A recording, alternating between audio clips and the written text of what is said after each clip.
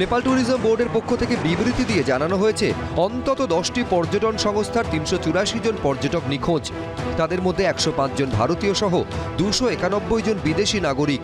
নিখোঁজ নেপালের 93 জন নাগরিক। মা তো 24শে আগস্ট বিকেল 5:30টার সময় ওলাবিবি তলা থেকে গাড়ি ছেড়েছে আর কি। তো সেখান থেকে আমার মা, মামা শ্বশুর, আরও দুজন আমাদের পরিচিত সঙ্গে গেছে। পাড়ার অনেকেও গেছে আর কি। আমাদের 3 নম্বর ওয়ার্ডে বাড়ি, সেখান থেকে অনেকেই গেছে। তো হঠাৎ করে আজকে 1:30-2টোর সময় আমরা এবিপি আনন্দ বা অন্যান্য খবরের মাধ্যমে জানতে পারলাম যে এরকম ভয়াবহ ওখানে একটা দুর্যোগ নেমে এসছে, ফরকা বান হয়েছে। আমি চাইছি মা যে কোনো উপায়ে ওখান থেকে মা বেরিয়ে আসুন, দ্রুত, মায়ের মুখটা দেখতে যাই। ফের ভয়াবহ বিপর্যয়ের কবলে পড়ল নেপাল। হরপা বানে ক্ষতিগ্রস্ত 6টি জেলা, ভেসে গিয়েছে একাধিক সেতু ও বাড়ি। এখনো পর্যন্ত 157 জনের দেহ উদ্ধার হয়েছে, নিখোঁজ অন্তত 750-এরও বেশি। খোঁজ নেই শতাধিক ভারতীয়র। এই দৃশ্য হার মানাবে হলিউডের ছবিকেও। ধেয়ে আসছে সাক্ষাৎ মৃত্যু। প্রাণ বাঁচানোর তাগিদে নিরাপদ জায়গার খোঁজে দৌড়চ্ছেন সবাই, কিন্তু শেষ রক্ষা হলো না। মুহূর্তের মধ্যে সবকিছু চলে গেল প্রকৃতির গ্রাসে।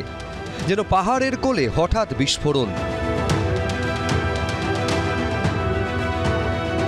কিছু বুঝে ওঠার আগেই মৃত্যুদূতের মতো ধেয়ে এলো বিপর্যয়।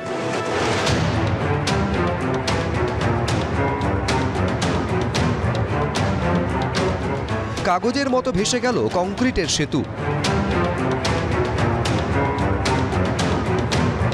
কাদা জল পাথরের স্রোতে ভেসে গেল বাড়ি গাড়ি।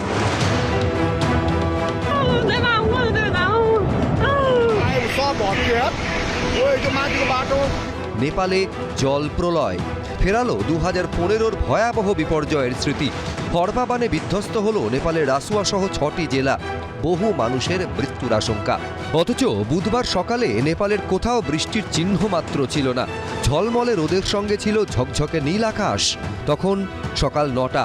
স্থানীয় বাসিন্দারা জানিয়েছেন হঠাৎ তীব্র গুড়গুড় শব্দ শুনতে পান তারা। বাইরে বেরিয়ে দেখেন বিস্ফোরণের ধোঁয়ার মতো কুণ্ডলি পাকিয়ে নেমে আসছে জলের স্রোত। প্রশাসন সূত্রে খবর, এদিন সকালে তিব্বত থেকে নেমে আসা ভোতেকোশি নদীর জলস্তর আচমকা বৃদ্ধি পায়। হুড়মুড়িয়ে নেমে আসে হরপা বান। হরপা বানে ভয়ানক ক্ষতিগ্রস্ত হয়েছে রাসুয়া, নুয়াকোট, ধাদিং, চিতওয়ান সহ নেপালের 6টি জেলা। ক্ষয়ক্ষতির পরিমাণ জানা না গেলেও ব্যাপক হতাহত হয়েছে বলে রাসুয়া জেলা প্রশাসন সূত্রে